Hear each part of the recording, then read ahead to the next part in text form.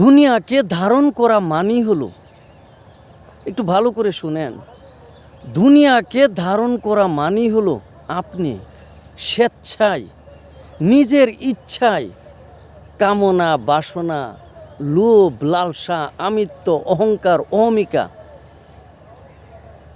তথা কাম ক্রোধ লোভ মদ মোহ মাৎসর্য এই শয়তানের ৬ রূপকে আপনি অঙ্গে ধারণ করলেন, হৃদয়ে ধারণ করলেন, নিজের মধ্যে স্থাপন করলেন। এই শয়তানের ৬টা মূর্তি ৬টা রূপ আপনার নফসের চারপাশে আপনি স্থাপন করলেন আর রীতিমতো এদের পূজা করতে থাকলেন, এদের আরাধনা করতে থাকলেন।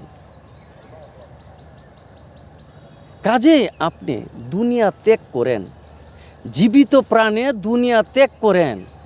যদি আপনি দুনিয়া ত্যাগ না করতে পারেন তাহলে আপনি ওই ৬ জিনিসের আছরে থাকবেন, ওই ৬ জিনিস থেকে আপনি মুক্তি পেতে পারবেন না, এটা থেকে মুক্ত হইতে পারবেন না।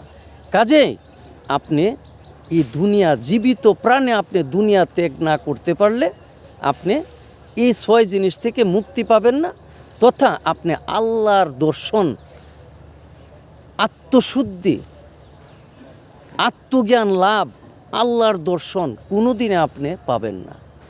ধন্যবাদ।